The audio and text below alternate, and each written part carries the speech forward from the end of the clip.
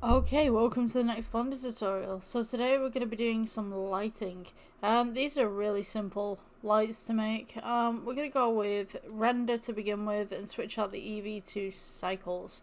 Let's go ahead and take this cube right here and I'm just going to delete it. Let's go add and we'll go with cylinder. So we're going to make the string for the lights to begin with, and then we'll add the glass and the lighting and all that kind of stuff. And then we can duplicate everything and move it along. So let's go with shade smooth to begin with. We'll go S for scale. You just want to go ahead and just make a really thin kind of long pole. Something akin to that. Let's go with G. Bring that up just slightly, and we're going to go to materials and new.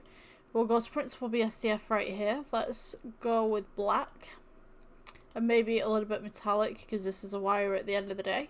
We're going to go ahead and add, let's go with cylinder again.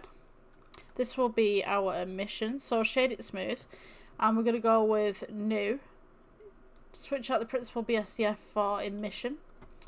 Let's make these slightly kind of a yellowy orange, kind of a bit of a hue on them. So I'm going to go ahead, scale it down, press S for scale. Let's go with G, bring this up. And what I'm going to do, so that this glass is the exact same height as, exact same width as our light, I'm going to go Shift D on the lights right here. I'm going to go S for scale. I'm just going to press G again to bring this up, S for scale, and then we'll bring this down. So now, we want to take the material off this. So, if we go to the render right here, we can see these are both emissions. For the second one that we've just made, we want to press minus to get rid of the material, and we'll press new. Switch out the principal BSDF for glass BSDF, and just turn the roughness down. So now when we render, excuse me, we should have something like this. So I'm going to go ahead and just turn up the roughness just ever so slightly here, so we can kind of see what's going on. And let's go ahead, I'm just going to go on to regular render right here. So the wire that we have in the center, let's go with toggle X-ray. I'm going to go ahead and just scale this upwards a little bit more. So let's press G and just place that back in so that it's connecting to the light. So let's add a plane as well. So S to scale for the plane, and when we click render now, we should have some sort of lighting. Let's get rid of the lighting that was default so that we can see the lighting that we need. So when we've got the emission right here, we need to up the strength, depending on what you'd like. It is dependent on how much emission is emitted. I'm going to go ahead and go with Shift D and just make a ceiling really quickly. Just about there. So, what I would suggest is grab the light from the side. Make sure that you've got everything selected, all three pieces. And we'll go G and bring this up. I'm going to go to regular render for the moment. And let's go with 1 for side view. I'm going to go ahead and just Shift D, duplicates, and then press G just to move it up. Shift D, duplicates, and Shift D, duplicate again, so you've kind of got like a nice little wiggly line of different lighting. And then maybe just select everything. Let's try that again. There we go, select everything. And you can go ahead and Shift D, leave it where it is. Alpha rotate, and then using the Z, using the Z axis, we can go with 90 degrees, or Z, depending on how you pronounce that, where you're from. And now you can make this nice little chandelier of lighting. So, if we click render, we now have this nice little glass kind of lighting going on right here.